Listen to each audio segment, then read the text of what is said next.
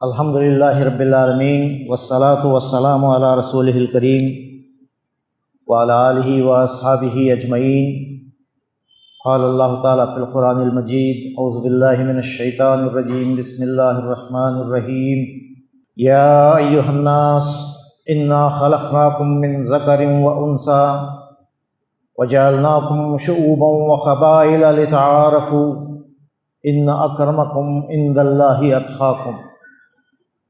ان اللہ علیم خبیر۔ وقال تبارک و تعالی وما ارسلناک الا رحمۃ للعالمین قل انما یوحی الی انما الہکم الہ واحد فہل انتم مسلمون۔ وقال تبارک و تعالی یریدون لیطفئوا نور اللہ بافواہہم واللہ متم نورہ ولو کرہ الکافرون۔ هو الذی ارسل رسولہ بالہدی ودین الحق لیظہرہ علی الدین کلہ وکفی باللہ شہیدا۔ اما بعد، دائس پر تشریف فرما مولانا وحید الدین خان صاحب عمری مدنی، سیکریٹری خلقہ جماعت اسلامی اور ناظم مجلس العلماء کرناٹک، مولانا شیخ منیر احمد رشادی صاحب، جناب شیخ قارون صفدر صاحب، اور یہاں آج کی اس انتہائی اہم اور مبارک مجلس میں تشریف فرما تمام ہی بزرگوں، ساتھیوں، رفیقوں، حضرات و خواتین، اللہ تعالیٰ کا شکر بیان لاتا ہوں کہ اس اہم مجلس کا یہاں انعقاد ممکن ہو سکا، اور جو مہم ساری ریاست میں ہم نے اللہ کے رسول صلی اللہ علیہ وسلم کے سیرت کے پیغام کو پہنچانے کے لیے ہفتہ 10 دن منائی تھی، اور اس کے کچھ پروگرام اب بھی پوری ریاست میں مختلف مقامات پر چل رہے ہیں، اسی کے ایک حصے کے طور پر آج یہاں یہ نشست ہم نے منعقد کی ہے۔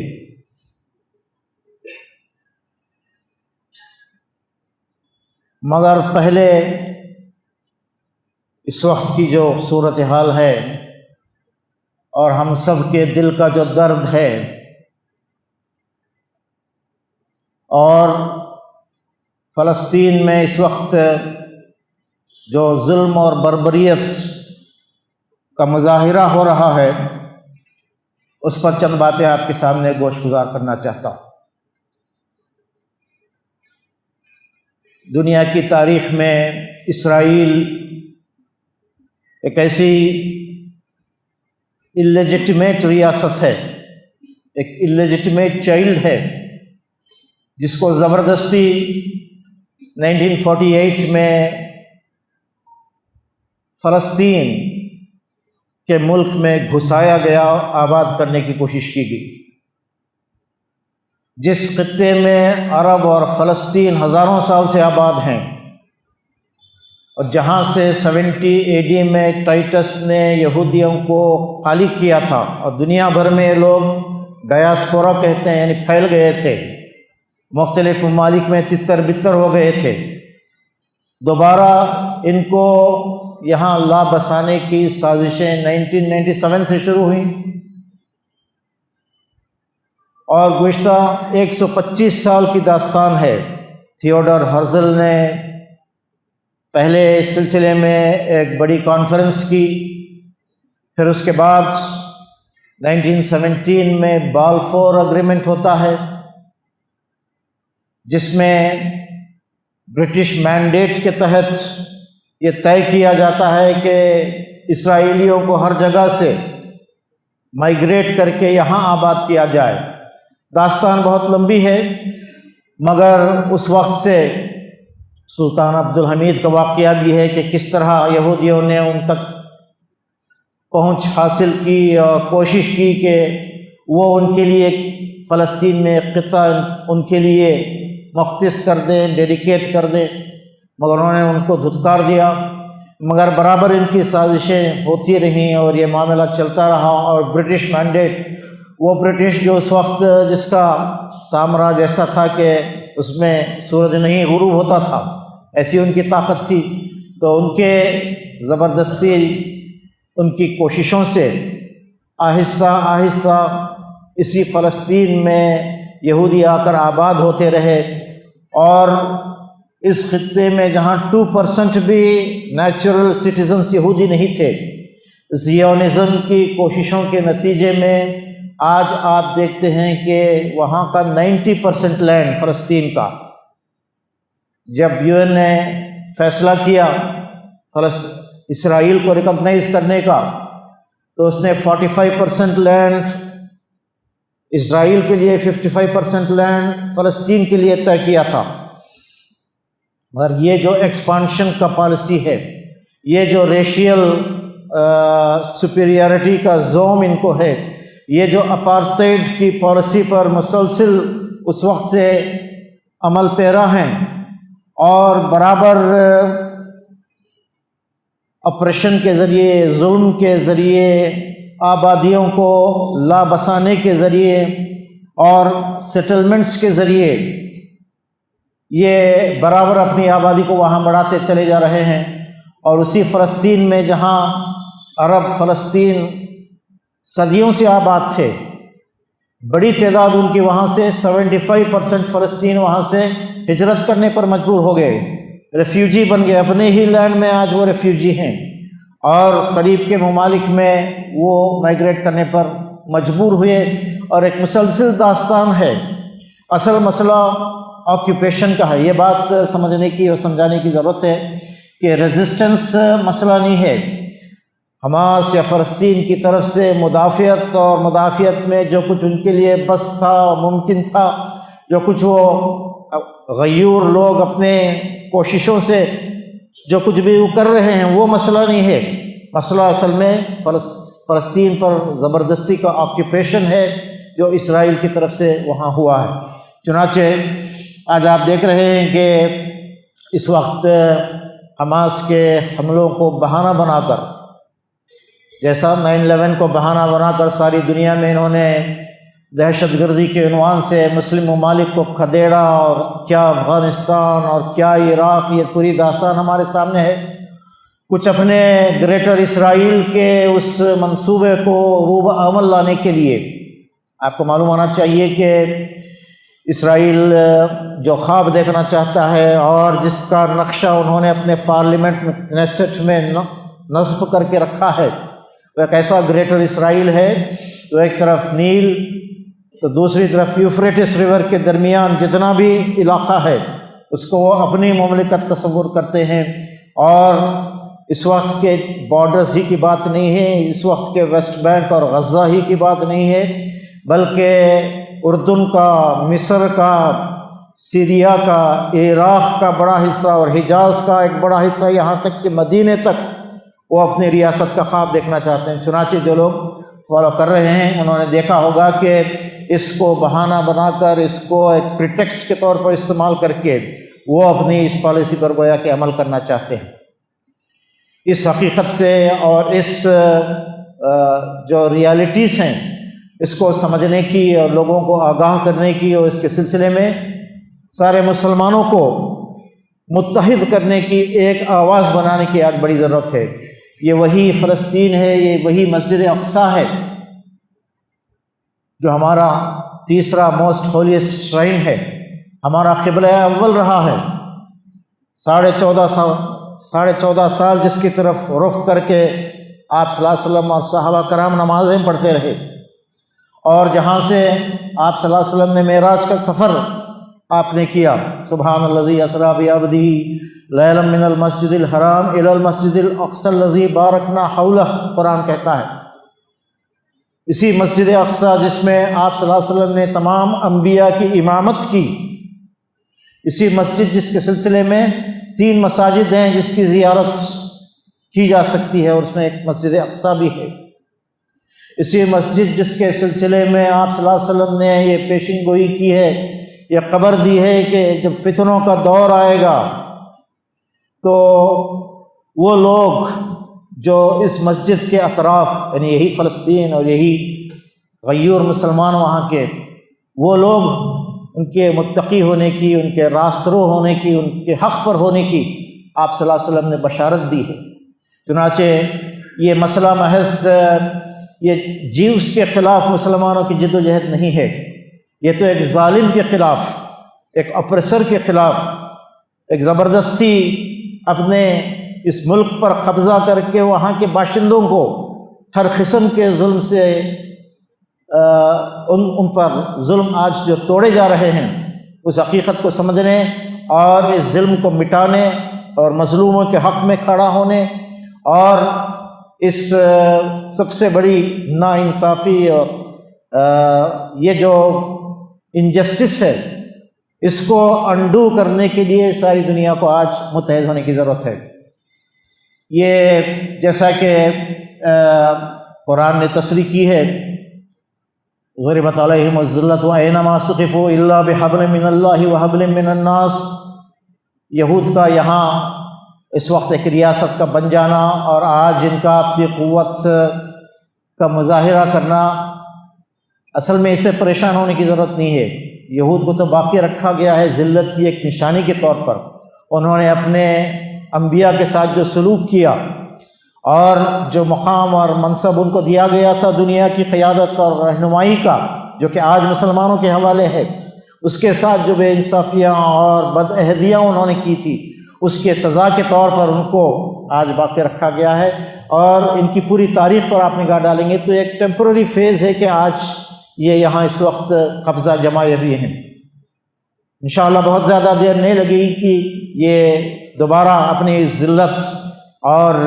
محرومی کا جو ان کا مقدر ہے یہ ہو کر رہے گا، اور مسجد اقصیٰ کی بازیابی ہوگی اور مسلمان دوبارہ وہاں ایک آزاد مملکت بنائیں گے اور ساری دنیا میں اسلام کا پھریرا لہرائے گا انشاءاللہ۔ ضرورت اس بات کی ہے کہ آج ہماری اپنی جو قسم پرسی ہے اور ہماری اپنی اس وقت جو صورتحال ہے اس کا ہم جائزہ لیں۔ عرب اور اسرائیل کی نسبت، اسرائیل میں جتنی آبادی ہے اور اطراف میں جو 54-55 عرب ممالک ہیں اسٹینڈنگ آرمیز کے ساتھ، ان کی اور اس کی نسبت 1:99 ہے۔ ایک اسرائیلی پر 99 عرب پائے جاتے ہیں، اور یہی نسبت ہے ساری دنیا میں تقریباً 2 کروڑ اسرائیلی ہیں اور ساری دنیا میں 2 ارب مسلمان ہیں۔ یہی 1:99 کی نسبت ساری دنیا میں بھی مسلمانوں اور جیوس کی ہے۔ میں کتنے افسوس کی بات ہے کہ آپ دیکھ رہے ہیں کہ اس ظلم اور بربریت کے مقابلے میں اور ان بچوں کی اور عورتوں کی آہ و بکا کے مقابلے میں ہمارے مسلم ممالک آج جس طرح بے بس نظر آتے ہیں، کچھ زندگی کے آثار پھر بھی الحمدللہ نظر آ رہے ہیں، مگر عمومی طور پر جو بے بسی ہے اور جو ہیلپ لیسنس ہے، اور ان کے پاس اسٹینڈنگ آرمیز کے اور سب کچھ کے ہونے کے باوجود بھی جس طرح دن دہاڑے اور دن کی روشنی میں اسرائیل آگے بڑھ رہا ہے اور اپنے منصوبے پر عمل کر رہا ہے، یہ ہمارے لیے ایک لمحہ فکریہ ہے۔ ضرورت ہے کہ اس پروپیگنڈا کو سمجھا جائے، میڈیا کو جس طرح انہوں نے اپنے مفاد میں استعمال کیا ہے اس کو سمجھا جائے، اور فلسطینیوں کے حق میں اگر ہم کچھ نہیں کر سکتے ہیں تو کم از کم ان کے حق میں دعائیں کریں، اللہ تعالیٰ سے خصوصی دعاؤں کا اہتمام کیا جائے، قنوت نازلہ کا اہتمام کیا جائے، رائے عامہ بنائی جائے، لوگوں کو حقیقت سے آگاہ کیا جائے، مسلمانوں کو اس معاملے میں متحد کیا جائے۔ یہ عرب اسرائیل کی بات نہیں ہے، بلکہ یہ پورے عالم اسلام کا ایک مسئلہ ہے، مسجد اقصیٰ کا معاملہ ہے۔ چنانچہ اس سلسلے میں رائے عامہ کو بنانے اور جو دوسرے انصاف پسند انسان ہیں، خود ہمارے اس ملک میں بہت سے آوازیں ہیں، اور ہمارے اس ملک کا سٹینڈ، دیرینہ سٹینڈ بھی ہم جانتے ہیں کہ یہ ایک آزاد فلسطین کے قیام کے سلسلے میں ہمیشہ انڈیا کا سٹینڈ رہا ہے اور سپورٹ رہا ہے۔ گاندھی جی نے بھی یہ بات کہی تھی کہ جس طرح انگلینڈ انگریزوں کے لیے ہے اور جرمنی جرمن نسل کے لیے ہے، اسی طرح فلسطین فلسطینیوں کا حق ہے، چنانچہ وہاں ایک آزاد مملکت بننی چاہیے۔ یہ جو موقف ہمارا رہا ہے اس کو مضبوط کرنے کی، اور اس سلسلے میں محض وقتیہ طور پر کسی جوش کا اور جذبے کا مظاہرہ کرنے کی بات نہیں ہے، بلکہ اس کے لیے ایک مسلسل جد و جہد کرنے کی، ایک عالمی طور پر اس کے لیے ایک موومنٹ چلانے کی، اور اپنے آپ کو تیار کرنے کی، اور اسلام کے حق میں رائے بنانے کی، اور اپنی ذمہ داریوں کو ادا کرنے کی ایک لمبی جد و جہد ہے جس کے لیے ہمیں تیار ہونا چاہیے۔ رفقائے محترم، ہماری یہ نشست آپ صلی اللہ علیہ وسلم کے جو بے شمار احسانات ہیں اس دنیا پر، آپ آخری نبی ہیں، آخری پیغمبر ہیں، آخری رسول ہیں۔ آپ صلی اللہ علیہ وسلم نے نہ صرف یہ کہ نبوت اور رسالت کا سلسلہ ختم کیا، آپ کے آنے سے ختم نبوت کا دوسرے معنوں میں اعلان ہوا، بلکہ آپ صلی اللہ علیہ وسلم ایک کامل نبی ہیں، ایک اکمل نبی ہیں۔ نبوت کا ایک کلائمیکس ہے، ایک عروج ہے، ایک انتہا ہے جو آپ صلی اللہ علیہ وسلم کی زندگی میں ہمیں نظر آتا ہے۔ آپ کی ان خصوصیات کو سمجھنے کی اور آپ کے جو احسانات ہیں دنیا انسانیت پر، اس کو صحیح معنوں میں سمجھنے کی اور اس کو دنیا کے سامنے پیش کرنے کی آج ضرورت ہے۔ جہاں بے شمار پہلوؤں سے آپ صلی اللہ علیہ وسلم کے اچیومنٹس کا ذکر کیا جا سکتا ہے، زندگی کا کون سا شعبہ ہے، زندگی کا کون سا پہلو ہے، اور انسانی پرسنالٹی کا کون سا اسپیکٹ ہے، انفرادی ہو یا اجتماعی ہو، اخلاق کی بات ہو یا انسان کے تزکیہ و تربیت کی بات ہو، ایک نظام کی بات ہو یا عدل و انصاف کی بات ہو، بہت سے پہلوؤں سے آپ صلی اللہ علیہ وسلم کے جو اچیومنٹس ہیں، انپیرللڈ اچیومنٹس ہیں، اس کو یاد دلانے کی اور دنیا کو واقف کرانے کی آج ضرورت ہے۔ اس موقع پر، اس مرتبہ ہماری اس مہم میں خاص طور پر ہم نے یہ ضرورت محسوس کی کہ آپ صلی اللہ علیہ وسلم کے پیغام کو، آپ کے پیغام مساوات، ایکویلٹی کا جو درس آپ نے دیا، انسانیت کا سب سے جو بڑا مسئلہ رہا ہے، یہ جو فرق اور امتیاز انسانوں کے درمیان رنگ کی بنیاد پر، نسل کی بنیاد پر، قوم کی بنیاد پر، زبان کی بنیاد پر، قبیلے کی بنیاد پر، اور آج کے زمانے میں نیشنلزم کی بنیاد پر جس طرح انسانیت کٹھی اور پھٹی ہے اور مستقل خانہ جنگی کا شکار رہی ہے، یہ اس مرض پر، اس ناسور پر اور انسانیت پر جو مظالم ہوتے رہے ہیں، اور ہمیشہ ایک طبقہ دوسرے طبقے کے خلاف، ایک زبان دوسرے زبان والوں کے خلاف، یہ جو کشمکش دنیا میں ہوتی رہی ہے، اس کا آپ صلی اللہ علیہ وسلم نے جس طرح خاتمہ کیا، دنیا میں آپ دیکھیں گے، میں نے ایک آیت آپ کے سامنے پڑھی ہے اور اسی کی روشنی میں یعنی سورہ انبیاء کی 2 آیتیں آپ کے سامنے پیش کی ہیں، اس میں بات کہی گئی ہے۔ ایک بات تو آپ صلی اللہ علیہ وسلم کے مقام کا خود قرآن اعلان کر رہا ہے کہ وَمَا أَرْسَلْنَاكَ إِلَّا رَحْمَةً لِّلْعَالَمِينَ، ہم نے نہیں بھیجا اے رسول آپ کو بلکہ رحمت للعالمین بنا کر، سارے عالموں کے لیے رحمت بنا کر، اور آپ کی رحمت اور آپ کی جو برکتیں ہیں اور آپ کے جو احسانات ہیں وہ آج تک دنیا پر آیا ہیں اور پھیلتے جا رہے ہیں۔ دوسری بات جو اس میں کہی گئی، دنیا میں آپ دیکھیں گے کہ انسان کی یہ بدنصیبی ہے کہ آج کے زمانے میں بھی، جبکہ انسان اتنا متمدن ہے، دنیا ایک گلوبل ولیج بن گئی ہے، آج بھی انسان اپنے دوسرے انسان کے ساتھ ریلیٹ کرنے اور انسانیت کا سلوک کرنے کے معاملے میں ناقص رہا ہے، ناکام رہا ہے، اس کے سامنے ہمیشہ محدود مقاصد رہے ہیں، اپنے قبیلے کی، اپنے گھر کی، اپنے گروہ کی، اپنے قوم کی، یہ عصبیتیں ایسی عصبیتیں ہیں جس کو کبھی پلانا نہیں جا سکتا، اور یہ ہمیشہ فرکشن کا، وارفیئر کا اور انجسٹس اور وائلنس کا ذریعہ بنے رہی ہیں۔ اسلام نے، اور یہ بھی بات کہی جاتی ہے کہ انسانی برادری ہے، سب انسان ایک ہے،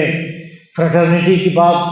عموماً آج کہی جاتی ہے، مگر صحیح معنوں میں یہ فریٹرنیٹی اور برادرہڈ قائم نہیں ہو سکتا۔ اس کے لیے اسلام جو حل تجویز کرتا ہے، اسلام اس کا جو قُلْ إِنَّمَا يُوحَىٰ إِلَيَّ أَنَّمَا إِلَٰهُكُمْ إِلَٰهٌ وَاحِدٌ فَهَلْ أَنْتُمْ مُسْلِمُونَ، یہ دعوت ہے ان 2 آیتوں میں آپ دیکھیں گے کہ پورے پیغام کو یہاں نچوڑ دیا گیا ہے۔ ایک طرف آپ صلی اللہ علیہ وسلم کی عظمت کا، آپ کے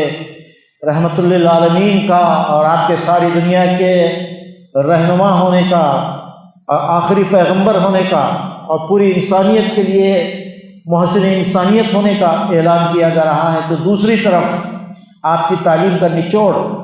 انسانیت صحیح معنوں میں ایک کنبہ نہیں بن سکتی اور ایکوالٹی کا صحیح معنوں میں رواج نہیں ہو سکتا جب تک کہ ایک خدا کو نہ مانا جائے۔ قُلْ إِنَّمَا يُوحَىٰ إِلَيَّ أَنَّمَا إِلَٰهُكُمْ إِلَٰهٌ وَاحِدٌ، یہ وہ بنیادی حقیقت ہے جس کا یہاں اعلان کیا جا رہا ہے، اور کہا جا رہا ہے کہ کہہ دیجئے کہ اس بات کا تمہیں حکم دیا گیا، وہی اس بات کی گئی کہ تمہارا خدا بس ایک ہی خدا ہے۔ جب تک انسان اپنے ایک خدا کو نہیں پہچانیں گے، اس کے احسانات کو یاد نہیں کریں گے، اس کی ربوبیت کو محسوس نہیں کریں گے، اور اس کی بندگی اور عبادت کو اپنا مقصد نہیں بنائیں گے،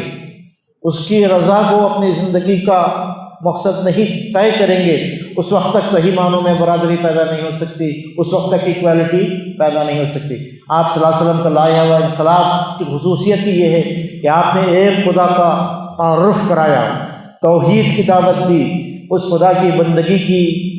دعوت آپ صلی اللہ علیہ وسلم نے پیش کی، اور اس کی بندگی میں ہی ساری دنیا اصل معنوں میں متحد ہو سکتی ہے۔ آج آپ دیکھ رہے ہیں کہ اس وقت خود ہمارے اپنے ملک کی کیفیت آپ کے سامنے ہے کہ ملک باوجود ایک کانسٹیٹیوشن کے، باوجود اپنے ایک بہترین اصول دینے والے دستور کے، آج بھی کاسٹ سسٹم کے تحت یہ اس کے تحت پس رہا ہے۔ یہاں سورنا اور اورنا سسٹم یہاں پریکٹس کیا جاتا ہے، برہمن ہے، کشتریا ہے، شودر ہے، ویشیا ہے اور شودر ہے، اور بڑی تعداد یہاں او بی سیز کی ہے جو شودر ہیں، اور اسی طرح یہ 4 کاسٹ ہے، تو دوسرا ایک اور گروپ ہے جس کو اورنا کہا جاتا ہے، اور جو انٹچبلس ہیں۔ انٹچبلٹی ہمارے اس ملک کا سب سے بڑا ایک مسئلہ ہے، اور ساری دنیا میں آج افسوس کی بات کہ ہندوستان ہی ملک ہے جہاں انٹچبلٹی کو پریکٹس کیا جاتا ہے، اسپرشتا کی یہاں گویا کہ تقدس کے طور پر اسے آج پال کر رکھنے کی، اور اسی سناتن دھرم کو باقی رکھنے کی، پروان چڑھانے کی یہاں باتیں کی جاتی ہیں۔ تو ایک بہت بڑی تعداد 80-85% آبادی ایسی ہے اس ملک کی جو اس ظلم کا شکار ہے، اس ڈسکرمنیشن کا شکار ہے۔ اور آپ دیکھ رہے ہیں کہ ہمارے ملک میں بات اتنی ہی نہیں، بلکہ آپ دیکھیں گے کہ یہاں رچ اینڈ پور کا بھی ڈیوائڈ ہے، اور یہ گلف اور یہ خلیج برابر بڑھتی جا رہی ہے۔ مالدار ہو رہا ہے اور غریب ہوتا جا رہا ہے۔ یہاں غربت اور افلاس اور بے روزگاری برابر اس کی شرح بڑھتی جا رہی ہے، اور ان حالات میں اور طبقات میں یہاں ہمارے اس ملک میں انسانیت کو تقسیم کر کے رکھ دیا گیا ہے۔ اور اس متمدن دنیا کی صورتحال جو ہیومن رائٹس کے بڑے دعوے کرتی ہے، ہیومن رائٹس کا وہ تصور جو دنیا میں اس وقت ہے، universal declaration of human rights (UNO) کا ذکر کیا جاتا ہے، میگنا کارٹا کا ذکر کیا جاتا ہے۔ Universal declaration of human rights 1948 کی بات ہے، مگر ہیومن رائٹس کا اعلان اصل میں آپ صلی اللہ علیہ وسلم نے کیا۔ آپ نے حجۃ الوداع کے موقع پر جو خطبہ دیا ہے وہ ہیومن رائٹس کا ایک بہترین ڈکلریشن ہے، اور اس سے بہتر اور اس سے زیادہ انسانوں کے حقوق کا ذکر کسی اور چارٹر میں آج تک آپ دیکھتے ہیں کہ دنیا نے اس کو نہیں پایا اور نہیں دیکھا۔ اسی آپ صلی اللہ علیہ وسلم کے اس لاہر انقلاب کا آپ نے جو ایکوالٹی کا درس دیا، درس ہی نہیں دیا بلکہ عملاً ایک سوسائٹی کو قائم کیا۔ اصل خراج عقیدت اور ٹیسٹمنی تو وہ ہوتی ہے جو ہم نہیں بلکہ ہمارے اغیار، ہمارے دشمن دیتے ہیں۔ آپ صلی اللہ علیہ وسلم کے اصلاحی انقلاب اور مساوات اور ایکوالٹی کے سلسلے میں ہیجی ویلز کا وہ مشہور قول ہے۔ ہیجی ویلز ایک بہت بڑا ہسٹورین گزرا ہے، اور اس نے وہ حضور صلی اللہ علیہ وسلم پر بہت زیادہ رقیق حملے کرتا ہے اپنی کتابوں میں، مگر جب اس نے فیئرویل پلگرمیج کا ذکر کیا ہے تو وہ مجبور ہوا اس بات پر کہ اعتراف کرے کہ although the sermons of equality, freedom and justice have been said many a times, and we find many of those sermons in the Jesus of Nazareth also, but it has to be conceded, it has to be said that it is only Prophet Muhammad sallallahu alaihi wasallam who not only preached but in fact established a society based on these very principles. آپ نے ایک ایسے انقلاب کی بنا ڈالی، آپ نے ایک ایسے معاشرے کی تعمیر کی، ایک طرف بلال حبشی ہیں، ایک طرف صہیب رومی ہیں، ایک طرف سلمان فارسی ہیں، وہی غلام ہیں جو اس سوسائٹی میں دبا کر کچل کر رکھ دیے گئے تھے، ان کو عزت اور تکریم بخشی گئی، اور یہ ایک ایسی سلطنت مراکش سے لے کر انڈونیشیا تک انسان یہاں سے لے کر وہاں تک سفر کر سکتا ہے، اور سب کے حقوق یکساں۔ یہ ہماری اپنی تاریخ ہے جس کو ہمیں یاد کرنے کی اور دنیا کے سامنے پیش کرنے کی، اور دوبارہ اس ایسی سوسائٹی کی تعمیر کے سلسلے میں جدوجہد کرنے کی بڑی ضرورت ہے۔ چنانچہ جیسا ہیچ ویلز کی بات ہے، وہی مائیکل ہارٹ کے سلسلے میں بھی آپ نے سنا ہوگا۔ مائیکل ہارٹ نے بھی تاریخ میں 100 نمایاں شخصیتوں کو منتخب کیا، 100 گریٹ پرسنالٹیز، اور سلیکشن اینڈ گریڈیشن کیا ان کو درجہ وار ترتیب اس نے کی، اور سب سے پہلے اس نے محمد صلی اللہ علیہ وسلم کو رکھا، پھر نمبر 2 پر نیوٹن کو، پھر اس کے بعد خود عیسائی ہونے کے باوجود نمبر 3 پر حضرت عیسیٰ علیہ السلام کو رکھا، اور پھر اس کا ایکسپلینیشن وہ خود دیتا ہے۔ وہ خود کرسچن ہے مگر آپ صلی اللہ علیہ وسلم کو سب سے پہلے سب سے اونچے نمبر پر دے رہا ہے، گریڈ دے رہا ہے۔ کہتا ہے کہ دنیا میں یہ واحد شخصیت ہے جو دونوں ریلیجیس اور سیکولر، دنیا اور مذہبی اعتبار سے، اخلاقی اعتبار سے، دنیاوی اعتبار سے، ان دونوں فیلڈز میں اگر کسی کی کامیابی ہے، کسی کا اچیومنٹ انپیرللڈ ہے اور سب سے اونچا ہے تو آپ صلی اللہ علیہ وسلم کا ہے۔ چنانچہ آج آپ دیکھ رہے ہیں کہ اس وقت کی دنیا ڈھونڈنے والا ستاروں کی گزرگاہوں کا اپنے افکار کی دنیا میں سفر کر نہ سکا۔ مادی ترقیاں اور سائنس اور ٹیکنالوجی کی ترقی تو بہت ہوئی، آرگنائزیشن کا اور اپنے علم اور ہنر کی ترقی کی تو بہت کچھ دنیا میں چرچے ہیں، مگر ڈھونڈنے والا ستاروں کی گزرگاہوں کا اپنے افکار کی دنیا میں سفر کر نہ سکا، اپنے حکمت کے خم و پیچ میں الجھا ایسا آج تک فیصلہ نفع و ضرر کر نہ سکا، جس نے سورج کی شعاعوں کو گرفتار کیا۔ آپ دیکھیں نا، چندریان کا بھی آپ نے ذکر سنا ہے، اور انسان آج دیگر پلانٹس پر جو ہے نظریں اس کی کمندیں ڈالی جا رہی ہیں، مگر جس نے سورج کی شعاعوں کو گرفتار کیا وہ اپنی زندگی کی شب تاریخ سحر کر نہ سکا۔ آج ہماری زندگی اسی طرح تاریخ ہے۔ یوکرین کو دیکھیے، دنیا میں جو مختلف مقامات پر جو غیر انسانی حرکتیں ہو رہی ہیں، جنگ و جدل ہے، انسان کو جس طرح چیر پھاڑ کر کھا رہا ہے، اور ممالک تباہ ہو رہے ہیں، تہذیب فنا ہو رہی ہے، یہ ہماری نگاہوں کے سامنے ہے۔ ہوس نے کر دیا ہے ٹکڑے ٹکڑے نوئے انسان کو، جیسا کہ کہا گیا۔ یہ سیلفشنس ہے، یہ انفرادیت ہے، یہ خود غرضیاں ہیں، یہ اپنی عصبیتیں ہیں۔ انسان یونیورسل ہو کر نہیں سوچ سکتا۔ آپ صلی اللہ علیہ وسلم کی تعلیمات کی یہاں بڑی ضرورت ہے، اور ہمیں اپنی حکمت کے خم و پیچ میں الجھا ایسا آج تک فیصلہ نفع و ضرر کر نہ سکا۔ یہ بات میں نے آپ کے سامنے پیش کی۔ وہ حکمت ناز تھا جس پر خیرت مندان مغرب کو اپنے فلسفے، اپنے اصول، اپنے قوانین کی بہت ذکر کرتے ہیں نا۔ وہ حکمت ناز تھا جس پر خیرت مندان مغرب کو ہوس کے پنجہ خونی میں تیغ کارزاری ہے۔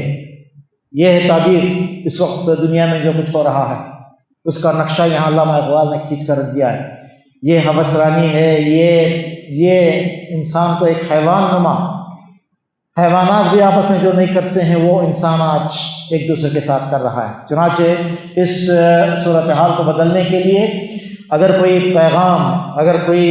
دعوت کام آ سکتی ہے، اگر کوئی حل اس کا ہے تو آپ صلی اللہ علیہ وسلم کی لائی ہوئی تعلیم، ایک خدا کو ماننا، یا ایھا الناس اعبدوا ربکم الذی خلقکم والذین من قبلکم لعلکم تتقون، اس دعوت کو بلند کرنے کی، اس پیغام کو عام کرنے کی،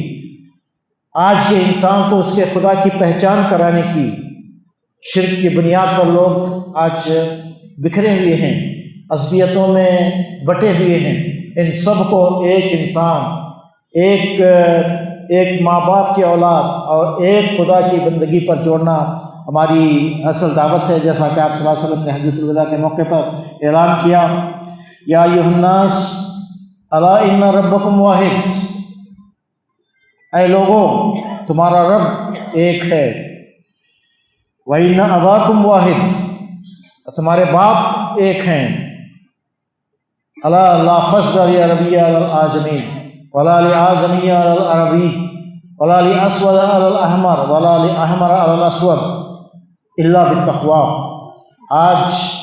تم سب انسان ایک ہو، کلکم بنی آدم، تم سب بنی آدم ہو، اور آدم کو مٹی سے پیدا کیا گیا تھا،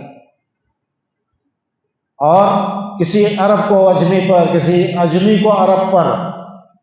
کسی گورے کو کسی کالے پر، کسی کالے کو کسی گورے پر کوئی فضیلت نہیں الا بالتقویٰ، اخلاق کی وجہ سے، کردار کی وجہ سے، خدا کی پہچان کی وجہ سے، خدا رسیدگی کی وجہ سے، تقویٰ کی بنیاد پر انسانوں میں بڑائی اور بزرگی پیدا ہو سکتی ہے۔ یہی ایک بنیاد ہے، اس بنیاد پر آج انسانوں کو جوڑنے کی اور ان کو جمع کرنے کی بڑی ضرورت ہے۔ آخر میں اس موقع پر میں ہماری کیا ذمہ داریاں ہیں ان حالات میں، اس کے سلسلے میں چند باتیں آپ کے سامنے رکھ کر اپنی بات ختم کرنا چاہوں گا۔ جیسا کہ ایک آیت آپ کے سامنے درس قرآن کے درمیان بھی پیش کی گئی، آپ صلی اللہ علیہ وسلم کے احسانات کا، آپ کے کارنامے کا ذکر کرتے ہوئے آپ نے معروف کا حکم دیا، آپ نے منکر سے روکا، آپ نے پاک چیزوں کو حلال کیا، آپ نے ناپاک چیزوں کو حرام قرار دیا، آپ نے وہ بوجھ اتارے جو انسانوں پر لدے ہوئے تھے، انسانیت کو صحیح حریت کا، آزادی کا، فریڈم کا سبق اور ایک نمونہ آپ نے پیش کیا۔ وَيَذَوَّ مِصْرَهُمْ وَالْأَغْلَالَ الَّتِي كَانَتْ عَلَيْهِمْ، اور وہ بندشیں جن میں وہ جکڑے ہوئے تھے، وہ طوق جو ان کے گلوں میں پڑے ہوئے تھے، اس سے ان کو آزاد کیا۔ یہ آپ صلی اللہ علیہ وسلم کے احسانات ہیں اس پوری انسانیت پر۔ تو ہمارا کیا آپ کے ساتھ تعلق ہونا چاہیے، کیا حقوق ہے آپ صلی اللہ علیہ وسلم کے جس کو ادا کرنے کی ہمیں فکر کرنا چاہیے۔ کہا گیا فَالَّذِينَ آمَنُوا بِهِ وَعَزَّرُوهُ وَنَصَرُوهُ وَاتَّبَعُوا النُّورَ الَّذِي أُنزِلَ مَعَهُ أُولَٰئِكَ هُمُ الْمُفْلِحُونَ۔ تو بس ہمیں کیا کرنا چاہیے؟ سب سے پہلی بات یہ کہ آپ صلی اللہ علیہ وسلم پر مضبوط ایمان، محض زبان کا اقرار نہیں بلکہ دل کی پوری یقین کے ساتھ آپ صلی اللہ علیہ وسلم آپ اللہ کے آخری رسول ہیں، اس پر مضبوط ایمان، غیر متزلزل ایمان، یقین والا ایمان، اور ایک شعور، ایک زندہ شعور کہ آپ اللہ کے آخری نبی ہیں، ہم آپ کے امتی ہیں، آپ کی اطاعت اور آپ کی اتباع ہمارا فرض ہے، جیسا مضبوط ایمان۔ فالذین آمنوا بہ وعزروہ، اور آپ صلی اللہ علیہ وسلم کی تعظیم اور احترام اور آپ سے محبت اور آپ سے اطاعت کا رشتہ۔ ہمارا صحیح رشتہ کیا ہے؟ آپ صلی اللہ علیہ وسلم کی اطاعت ہمیں کرنا ہے، جو حکم آپ نے دیا اسے ہمیں قبول کرنا ہے، جس چیز کو آپ نے جائز قرار دیا اسے جائز ہم سمجھیں، اور آپ نے جو راستہ ہمارے سامنے روشن کیا ہے اس کا عملاً اتباع کریں۔ قُلْ إِن كُنتُمْ تُحِبُّونَ اللَّهَ، اگر تم صحیح معنوں میں اللہ تعالیٰ سے محبت کرتے ہو، فَاتَّبِعُونِي يُحْبِبْكُمُ اللَّهُ، تمہیں اللہ کے رسول کی اتباع کرنی ہوگی، ان کے نقش قدم پر چلنا ہوگا۔ لا یؤمن احدکم، آپ صلی اللہ علیہ وسلم نے کہا ہرگز وہ شخص مومن نہیں ہو سکتا جب تک کہ وہ اپنی ہوا، اپنی خواہش کو اس ہدایت کے تابع نہ کرے جو میں لے کر آیا ہوں، حتیٰ یکون ہواہ تبعا لما جئت بہ، آپ نے کہا۔ اور آپ سے محبت، اسی طرح کی ایک حدیث ہے جس میں کہا گیا کہ حتیٰ اکون احب الیہ من والدہ وولدہ والناس اجمعین، تم مومن نہیں ہو سکتے اس وقت تک جب تک کہ اللہ کے رسول سے محبت کرو، اور اس محبت میں ساری تمام چیزوں کے مقابلے میں اللہ کو، اللہ کے رسول کو زیادہ محبوب رکھو۔ اپنی اولاد سے، اپنے والدین سے اور تمام انسانوں سے۔ النبی اولا بالمؤمنین من انفسہم، قرآن کہتا ہے مومنوں کے لیے آپ صلی اللہ علیہ وسلم کی ذات، آپ سے محبت ہمارا فی الواقع ایسا رشتہ ہونا چاہیے، فی الواقع آپ صلی اللہ علیہ وسلم سے ایسی ٹوٹ کر ہمیں محبت کرنا چاہیے۔ اور پھر ونصروہ، یعنی آپ صلی اللہ علیہ وسلم کی مدد و نصرت، اور یہ دو معنوں میں ہے، ایک آپ آخری نبی ہیں اور آپ نے جو پیغام لایا ہے اور آپ نے جو کتاب آپ پر نازل ہوئی ہے، اس پیغام کو ساری دنیا تک پہنچنا ہے۔ اس کی فلیبلغ الشاہد والغائب کہہ کر آپ نے ہم سے عہد بھی لیا ہے کہ جو لوگ یہاں موجود ہیں، حجۃ الوداع میں آپ نے یہ بات بھی کہی صحابہ کو مخاطب کر کے، گواہی دینے کے بعد کہ آپ نے اپنی ذمہ داری ادا کی، آپ نے یہ عہد ان سے لیا کہ جو یہاں موجود نہیں ہیں، یعنی قیامت تک جو انسان آئیں گے ان تک اس پیغام کو پہنچانا ہماری ذمہ داری ہے۔ تو اس پیغام کو پہنچانا، اس بلغوا انی ولو آیۃ والی تاکید پر عمل کرنا، یہ ہمارا کام ہے۔ اور دوسری طرف آپ صلی اللہ علیہ وسلم اس دنیا میں جو دین لائے ہیں اس کو غالب کرنا، لیظہرہ علی الدین کلہ، اس پر عمل پیرا ہونا اور اس دین کو غالب کرنے کے لیے ایک آپ کی بعثت خاص عرب کے لیے تھی، ایک آپ کی دوسری بعثت ساری انسانیت کے لیے ہے، اور دین کو ساری دنیا میں غالب کرنے کا کام ابھی باقی ہے۔ وقت فرصت ہے کہاں، کام ابھی باقی ہے، نور توحید کا اتمام ابھی باقی ہے۔ آئیے اس موقع پر ہم اپنی ان ذمہ داریوں کو یاد کریں اور آپ صلی اللہ علیہ وسلم سے سچی عقیدت کا اور سچے تعلق کے جو تقاضے ہیں، ایمان کا، اتباع کا، محبت کا، اطاعت کا، عزت و احترام کا، اور اس کتاب کی پیروی کا، واتبعوا النور الذی انزل معہ، اس کے اتباع کا ہم عزم کریں۔ انشاءاللہ اسی میں ہمارے لیے مستقبل ہے، یہی ہماری ذمہ داری ہے اور اسی کو ادا کرنے کی ہم سب کو فکر کرنا چاہیے۔ وآخر دعوانا ان الحمد للہ رب العالمین۔